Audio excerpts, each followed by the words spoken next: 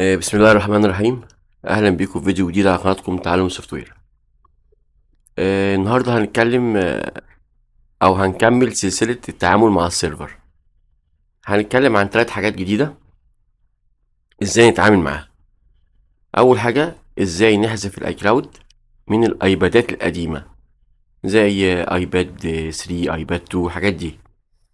الحاجه التانية ازاي نتخطى الاي كلاود بدون شبكه للاجهزه من اكس ار ل 17 برو ماكس، بشرط ان يكون الاي او اس عليها 16 بوينت، اخرنا يعني 16.1 او 16.2 اللي هو بيتا التجريبي، اما 16.2 نفسه لا.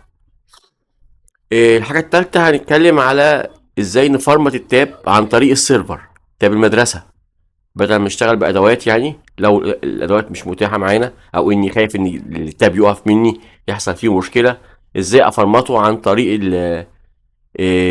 السيرفر. بس برضو في مشكله ان احنا لما نفرمته عن طريق السيرفر هنضطر نتخطى النوكس بادوات، بس برضو هشرحها لك، يعني هقول لك الفكره بتاعتها. يبقى في 3 حاجات قلنا عليهم: الايباد قديم زي ايباد 2 ايباد 3، الايفون تخطي بدون شبكه، وقلنا اخر حاجه ازاي نفرمت التاب المدرسه عن طريق السيرفر. طب بسم الله الرحمن الرحيم كده. لو جالك انت جهاز ايباد، ايباد 2 ايباد 3، اللي هي الايبادات القديمه اللي هي المعالج بتاعها بنسميه معالج اي 5، هعمل ايه؟ اول خطوه هخش على السيرفر. ادي السيرفر بتاعنا دخلنا عليه وطبعا مسجلين في السيرفر وكل حاجه. هاجي هنا هختار ايمي اوردر، خدمات الايمي.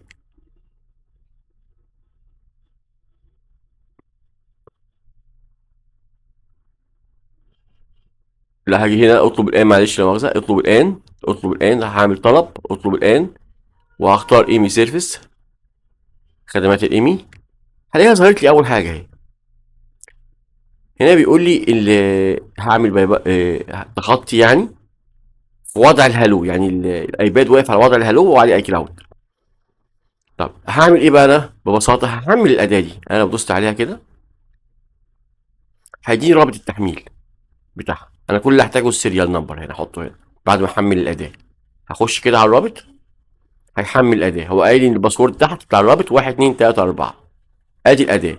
لما تلاقي الاداه كده اخرها بي كي جي تعرف انك كده بتحمل لماك.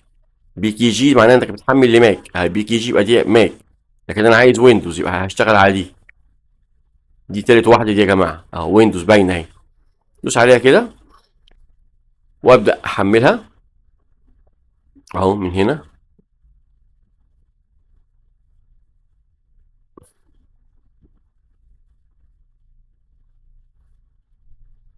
هبدا ادوس بدء التحميل. طبعا انا مش هحملها لان انا محملها قبل كده يعني مجهزها عندي، بس ادوس بدء التحميل هتتحمل معايا. بعد ما تتحمل لما اجي افك الضغط عنها اهو هوريها لك دلوقتي. انا محملها جاهزه عندي، انا محملها في الداونلود. اهي الاداه اهي. لما اجي افك الضغط عنها، انا فاكر الضغط اهو فوق بس اوريك، بس لما اجي افك الضغط عنها اهو،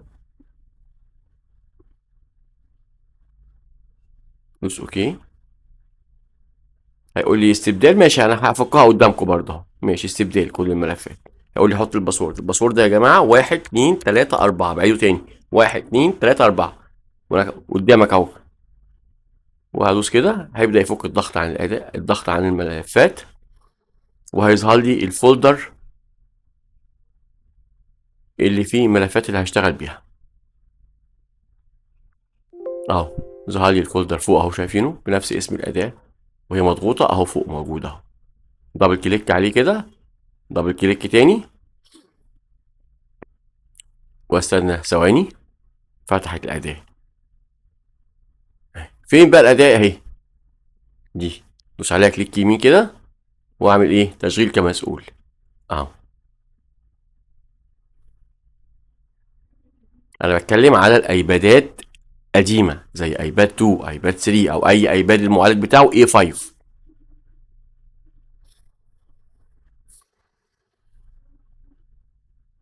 طبعا الحاجات دي كنا بنعملها بالاوردينيو، وكانت مشكله طبعا. اما هنا مش محتاج انا اوردينيو خلاص. طبعا الناس اللي فاهمه يعني ايه اوردينيو، اللي هي الناس اللي كانت شغاله في الحاجات القديمه، الايفونات القديمه، ايفون 4 والكلام ده، ايفون 5.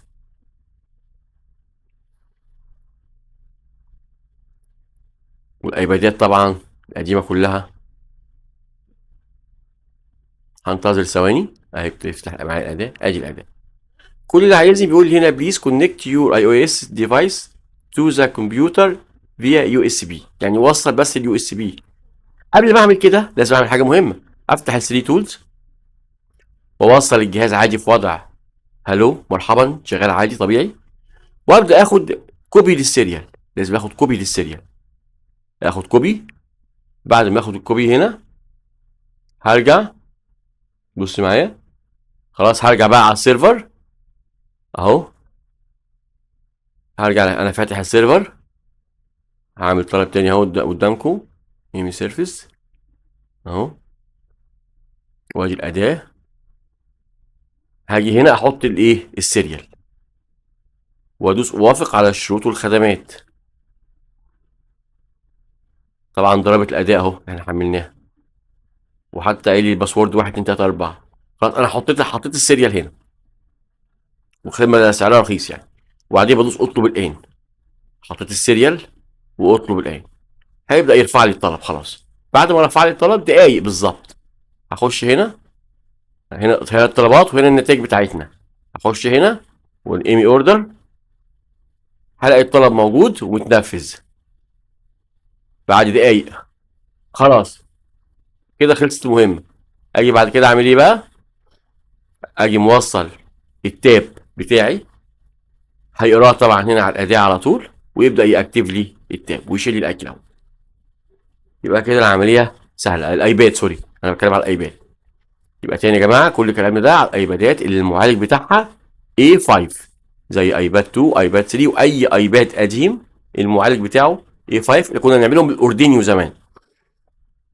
طيب ده الجزء الاول من حلقتنا النهارده. نسيت اقول حاجه مهمه قوي، صح معلش. احنا كنا عاملين مسابقه الحلقه اللي فاتت على حساب سي اف لمده شهر، وقلت ان انا ان شاء الله هعلن اسم الفايز هنا في الحلقه دي. اسم الفايز الاستاذ ادم حسين، يا ريت يبقى يشرفني بالاتصال خاص على الواتس او على الماسنجر، واخش اكتب له الاداه لمده شهر. سي اف تول، طبعا اداه جميله جدا سي اف تول، يعني لما تجربها هتعرف يعني. مبروك للاستاذ ادم، وحظ اوفر للجميع. استاذ ادم حسين يا ريت يتواصل معايا. طيب هنكمل الجزء التاني بقى. الجزء التاني بيتكلم ان انا ازاي اشتغل على جهاز ايفون من اول اكس ار واعلى، بحيث ان المعالج بتاع الجهاز ده، قصدي الاي او اس اللي على الجهاز ده، ما يتعداش 26.1، يعني اخرنا 26.1. وازاي هيشتغل معايا من غير شبكه، هيشتغل معايا من غير شبكه بمنتهى البساطه كده. انا هخش على السيرفر تاني، ركز معايا، هخش على السيرفر اهو، وهنا برضو هختار اطلب الان، وبرضو ختمات الايمي، وهبدا برضو هسيب دي طبعا، قلنا دي خلاص دي بتاعت الايباد اللي احنا اتكلمنا عليه، الاي 5 معالجاته اي 5 في وضع مرحبا. كل الاجهزه الجايه دي برضو في وضع مرحبا، كل الادوات الجايه دي هنستخدمها في وضع مرحبا. طب انا هستخدم انه اداه؟ والله عندي ادوات كتير اقدر اتخطى بيها. عندي اف ار بي فايل، ودي حلوه بصراحه، عجباني الاداه دي. هلاقي منها نوعين نوع اغلى سنه بسيطه من النوع الاولاني، يعني النوع الاولاني ده اغلى سنه بسيطه من ده. ايه الفرق بين النوعين دول؟ هو بيقول لي هنا، بياكد لي ان الاي او اس بتاعي يعني يكون اخرنا 26.1، ما يتعداش 26.1. طب اتاكد من الحكايه دي الاول يا جماعه، اقراها على 3 تولز واتاكد. طب ايه الفرق بين الخدمتين، الخدمه دي والخدمه دي؟ هنا لو انت خدت، قال لك ايه، لو انت خدت بالك قال لك ويز اي كلاود سيرفيس، يعني خدمات الاي كلاود موجوده. يعني سيادتك بعد ما تخلص التخطي تقدر تعمل اي كلاود عادي طبيعي. هنا مفيش، هنا في طرق تانية عشان نعمل بيها اي كلاود بقى، ان احنا كنا عاملين اي كلاود على جهاز تاني وناخده منه باك اب ونرجعه للجهاز ده، او طرق تانية. لكن هنا مباشر اقدر اعمل اي كلاود. الحاجه التانيه الاشعارات، هنا الاشعارات مش هتجيلي في الوضع ده. هنا لا، الاشعارات نوتيفيكيشن شغاله، الاشعارات عندي شغاله في الجهاز. طيب يبقى هنا الحاجتين الفرق. وطبعا انا شايف ان الفرق بسيط جدا يعني في المبلغ، فبالتالي مش مستاهله ما انا اختار الخدمه دي. ابقى اختار الخدمه اهو زي ما احنا شايفين كده. عايز اكبر، يقول لي زي سيرفيس اهي بيباس، يعني بتتخطى الاي كلاود وزود سيجنال. يعني ايه سيجنال؟ يعني ايه وزود سيجنال دي؟ يعني وزود من غير شبكه. يعني خد بالك انت هتتخطى من غير اشاره، من غير شبكه سيجنال. طب هنا يقول لي فيكس نوتيفيكيشن، يعني الاشعارات هتبقى شغاله. الفيس اي دي هيبقى شغال. طبعا الخدمه الثانيه الفيس اي دي مش شغال فيها، برغم انها على نفس الاداه، بس الفرق بينهم حاجات بسيطه جدا قلنا. طب والتخطي بيقول لي هنا انستنت، يعني بسرعه، يعني في ثواني ان شاء الله هتجي لك، في دقيقه هتجي لك الايه التخطي. هعمل ايه بس؟ كل اللي هعمله احط الايمي او السيريال، السيريال بتاع الجهاز. احط السيريال بتاع الجهاز او الايمي. هو هنا قال لك الايمي، خلاص حط له الايمي. هتجيبه منين؟ من الثري تولز. هتوصل الجهاز بالثري تولز، هيظهر لك السيريال ويظهر لك الايمي. هتاخد الايمي بتاع الجهاز وتحطه، هتحطه هنا وتقدم طلب. طب بعد الطلب ما اتقبل، طبعا انت حملت الاداه، خلاص حملت الاداه بتاعتك. هنحملها منين الاداه يا جماعه؟ اهي تحت الرابط اهو، لو دوست عليه كده هيدخلك على الاداه على طول اوتوماتيك. العمليه مش صعبه اهو. دخلنا على الاداه اهو، هتنزل تحت كده، ده موقع الاداه.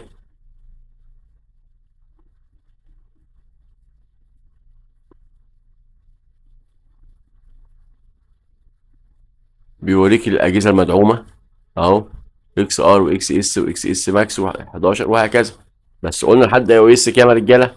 26.1. اوعى تنسى الحته دي، لحد 26.1. طب هبدا احمل انا الاداه. عايز اوريك المكان بتاع التحميل اهو. زي ما احنا شايفين كده، هننزل كده شويه مع بعض اهو تحت خالص بعد الادوات اهو، داونلود. يبقى هدوس على داونلود وابدا احمل الاداه من هنا. طب لو جيت بصيت كده في التعليمات فوق، هلاقي بيقول لي ان اخري 26.1. يستحسن ان يكون بين 14 و 26.1. بص اكسبت يعني ما عدا من 14، يعني انت معاك من 14 شغال. اكسبت 18.7.3، ما عدا الاصدار ده بالذات. يعني الاصدار ده ما ينفعش لمين؟ لتلات انواع من الاجهزه، اكس اس واكس ار واكس اس ماكس. التلات انواع دول مش هيمشي مع الاصدار ده، مش هيحصل تخطي. لازم يكون بين دول وما عدا الاصدار ده. اي ايفونات تانية هتمشي معايا، حتى لو الاصدار ده 18.7.3، بس ما يكونش اكس اس ولا اكس ار ولا اكس اس ماكس. حبيت انوه الحته دي. كمان الاصدار ده، الاداه دي اللي اخترناها هتبقى احسن من الاداه التانية، اللي التانية اللي هي فرقها بسيط. ليه هنا؟ لان هنا بيقول لي ان انا هوقف لك التحديثات كمان. هوقف لك التحديثات وهوقف لك كمان ضبط المصنع. يعني لا هتعرف تعمل ضبط مصنع ولا هتعرف تعمل تحديثات. دي بصراحه يا جماعه من احسن الادوات الموجوده على السيرفر بصراحه. في ادوات تانية كتير، بس انا شايف ان دي احسن اداه اقدر اشتغل عليها، وسعرها معقول جدا، والاشعارات هتبقى شغاله وكل حاجه هتبقى شغاله معايا، مفيش اخطاء فيها ان شاء الله يعني. فعشان كده انا برشح. طب انا خلاص كده حملت الاداه بتاعتي. هوريك بقى منظر الاداه بعد ما حملتها. انا هوريك منظر الاداه بعد ما حملتها. هرجع تاني للسيرفر اهو. الاداه بتاعتي انا حملتها اهي، اهي يا جماعه. انا كنت محملها اهي، اخر فيرجن بتاعها اللي انا كنت حملته 1.3.5. هفتح الفيرجن ده كده، يستحسن اشغلها كمسؤول انا، بس انا شغلتها خلاص يعني.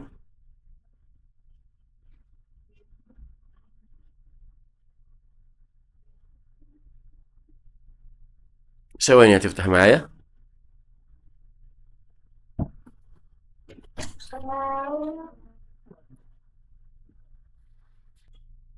طبعا الاداه فتحت معايا اهي زي ما احنا شايفين.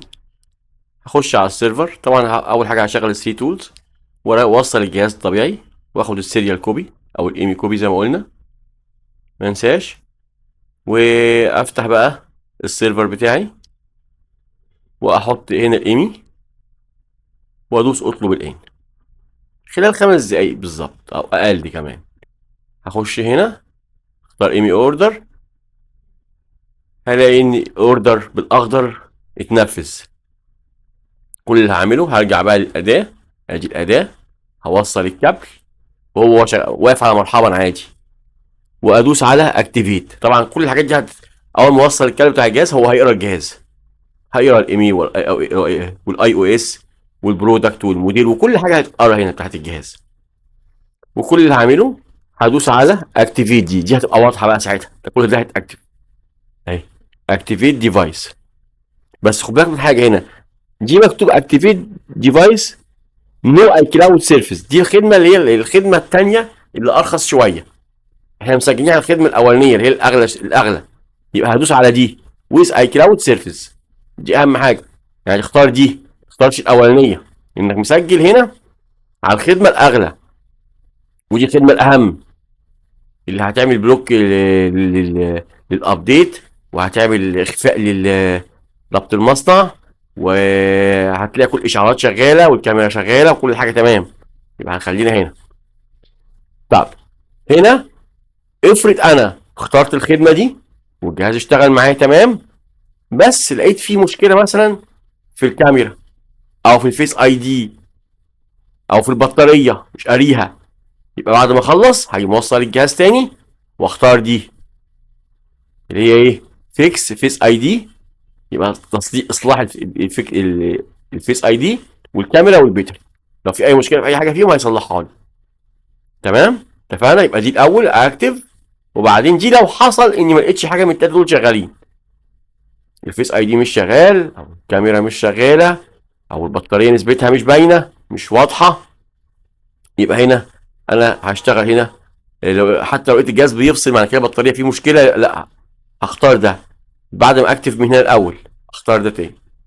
بس مش هختاره غير لو في مشكله عندي، يعني لو مفيش مشاكل عندي خلاص هختاره ليه. تمام يا جماعه. تمام.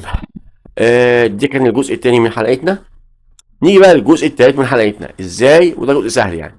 عندي عندي جهاز تاب مدرسه مش عارف افرمطه، وخايف افرمطه على الادوات. مفيش مشاكل، انا بعرف اتخطى على الادوات عادي، تخطي النكس على الادوات سهل، لكن مشكلتي مش عارف افرمط الجهاز. لو ما عندكش اداه فرمط او خايف تفرمط الجهاز يخش في وضع انت مش هتعرف تخرجه، فرمطه عن طريق السيرفر. بس ما يعني يعني لو العميل هيدفع يعني. طيب تعالى كده نشوف ازاي.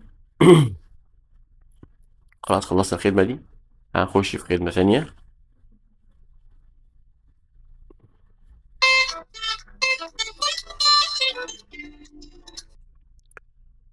هنخش هنا برضو يا جماعه اطلب الان وخدمات الايمي.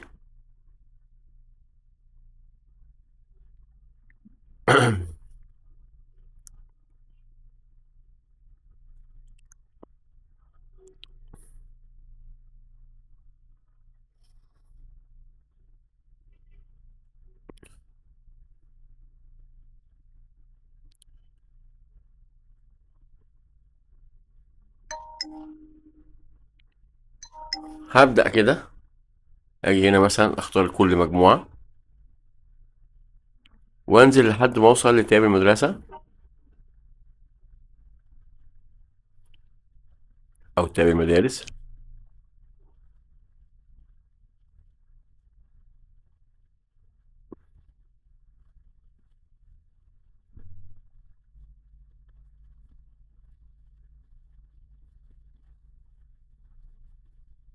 اهو تاب المدارس، فورمات تاب المدارس.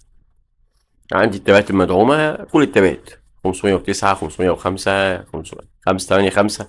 طبعا ده اكتر تاب بيتعبنا ال 585 ده بتاع الثغرات، يعني دول ممكن ان احنا نعملهم على على الادوات، لكن ده بيبقى متعب شويه خصوصا اليو 7 الحمايه 7 بتاعته. وده برضو ممكن نعمله على الادوات بس برضو بنقلق شويه، بنقلق من ده، خصوصا في حمايه 9 فيه، حمايه 9 ال509 ده برضو ساعات يخش منك وضع الدياج وما تطلعش تاني، تفضل تلف حوالين نفسك لحد ما تطلعه. وساعات يموت خالص وتضطر تستخدم تيست بوينت، وما ادراك ما التيست بوينت بتاعه الجهاز ده. انا فاتحه قبل كده من الشاشه وطلع عيني، يعني اضطريت افتح الشاشه، وتحت الشاشه شلت الصاجه ومرار يعني. طيب المهم يعني دي طريقه سهله للفورمات، سعرها برضو مش وحش، والفورمات بيجي لك الكود اللي بتفرمت بيه. طب ايه الطريقه؟ هعمل ايه؟ هيجي لي كود، انا بس كده هعمله. كل اللي هدخله هدخل الايميل بتاع الجهاز بتاع التاب، والمحافظه اسكندريه القاهره حسب المحافظه اللي فيها التاب ده.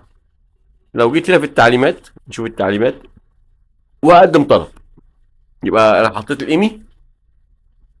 الايميل وحطيت المحافظه موجودين على التاب. طب الخطوات اللي هعملها هدوس اطلب الان، بعد ما يتنفذ وهيجي لي كود هعمل ايه بقى؟ بص يا سيدي بقى، بيقول لك ملحوظه هامه جدا، الكود بيعمل فورمات فقط. بص بنأكد تاني، احنا بنعمل فورمات بس. بعد الفورمات كل ما عليك تعطيل النوكس، يبقى هتعطلها على اي طريقه، اي اداه بقى ناعمه داعمه ليها، زي مثلا اس كي بتاعت استاذ سعيد صالح، في اي ان تول بتاعت الباشمهندس علي، اي حاجه من دول يعني. المهم دلوقتي هفتح ايه بقى؟ خلاص هفتح صفحه النوكس. خلاص انا اول حاجه هفتح صفحه النوكس واضغط عشان افرمت، يعني انا لسه ما فرمتش. هفتح صفحه النوكس واضغط على الثلاث شرط اللي فوق، في ثلاث شرط هختار منهم كلمه سيتنج اعدادات، واختار اوف لاين. هيظهر لي كود كده، طبعا التاب ما يكونش واصل له واي فاي ها. يبقى هنا هفتح صفحه النوكس وسيتنج اعدادات وبعدين اوف لاين، اختار اوف لاين، وبعدين هحط الكود اللي عندي، الكود اللي هيوصلني، وبعدين اضغط انت، هتبص تلاقي التاب فورمات لوحده من غير بقى تدخله اي دي ال ولا تدخله مش عارف ايه. هو بكود بنفرمطه بكود. الخدمه يعني تعتبر سعرها معقول، والطالب لو هيدفع مقابل ان الجهاز ما يحصلوش حاجه او يتفتح او بتاع يبقى خير، يعني الخدمه دي سهله جميله. وخصوصا في التاب اللي هو 585 ده هيطلع عينك يعني عشان تعمل الثغره بتاعته. فانت بالكود ممكن تفرمطه وتخلص نفسك، واوف لاين كمان يعني. طيب بعد ما تفرمط خلاص بقى تستخدم اي اداه داعمه عشان تشيل حساب النوكس من عليه او تشيل خدمه ام دي ام.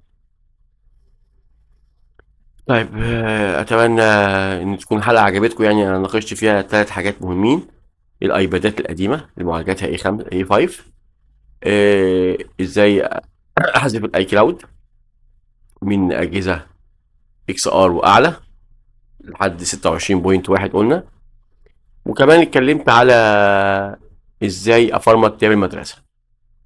طبعا انا لو رجعت تاني كده اوضح لك حاجه برضو، يعني انا لو رجعت هنا لخدمات الايمي تاني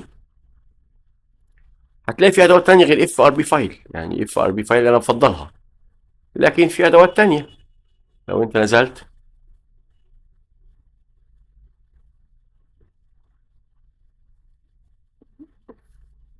نرجعوا خطوة ثواني اهو،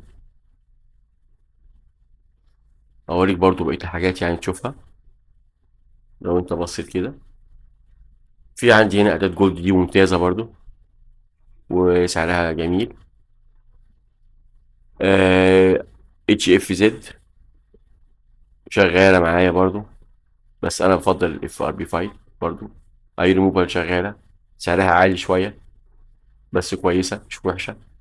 بس انا برضو انا بشتغل بدي بفضل دي وبشتغل بيها بصراحة، واشتغلت برضو الاداة دي، الاتنين دول اجمل من بعض بصراحة، دول شغالين معايا كويس، دي ودي.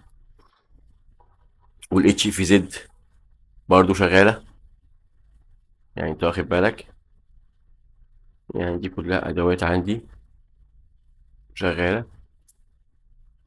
دي شغالة ماك وشغالة ويندوز،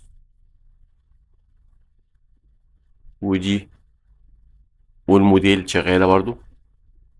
بس انا يعني بنصح بالاداة اللي انا بحبها اللي هي دي. وشكرا ليكم. بفكر تاني الاستاذ ادم حسين يتواصل بيا، استاذ ادم حسين يتواصل عشان يستلم الجائزة بتاعته، اداة سي اف تول متفعلة لمدة شهر. استاذ ادم حسين.